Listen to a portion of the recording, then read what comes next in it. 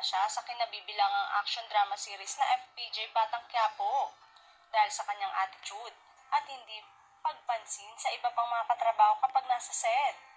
Kumalat kasi sa social media ni Kapamilya Star ang pahayagang manager ni Kapamilya Star content creator.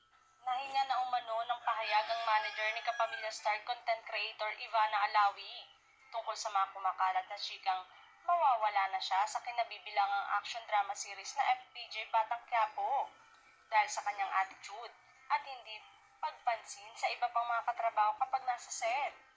Kumalat kasi sa social media ang isang screenshot kung saan mula mismo sa personal assistant daw ni Ivana nagmula ang kumpirmasyong nag-last taping day na si Ivana sa serye. Ang mga nabanggit na dahilan nga raw ay hindi mapakiusapan ng aktres na maka-extend sa taping at hindi raw kumakausap ng ibang tao maliban sa direktor na si Coco Martin. Kaya rin naglabas ng isang teaser kung saan makikita ang isang Black Rider girl na ang hula ng mga netizen ay dating kapuso actress na si Kim Domingo.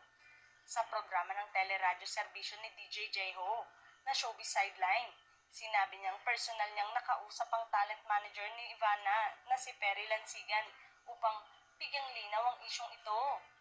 Nilinaw ni Lansigan na ang totoong araw niyan, 3 buwan lang daw talaga si Ivana sa nabanggit na serye matapos nga ang pamamaalam dito ni Lovie po matapos ikasal.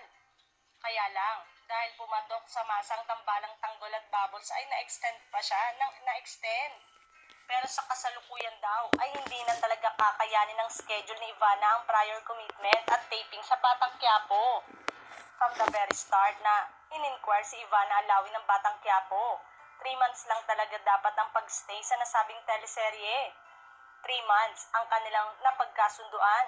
Umukay si Ivana, eto yung time na kasagsagan na ikinasal daw si Lovie po pero dahil nag-click ang tambalan ni Bubble sa tanggol, na-extend. Nadagdagan pa ng maraming taping at ang 3 months ay na-extend ng na-extend ng na-extend. Hanggang sa hindi na po kinaya ng schedule bilang meron din pong mga prior commitment si Ivana na nauuhan ng kanyang management. May mga shoots, vlog na hindi nakakayanin talaga ni Ivana, ani DJ Jeho. Paglinaw pa ng manager, marami pa rin mga prior commitment na talagang na-adjust para magawa ang taping para sa Batang Quiapo. Pinabulaanan din ng manager na tapos na ang taping day ni Ivana dahil may taping para ang alaga hanggang Biyernes pa. Hindi raw totoo na nag-a-attitude si Ivana kagaya ng nakasaad sa mga kumakalat na chika.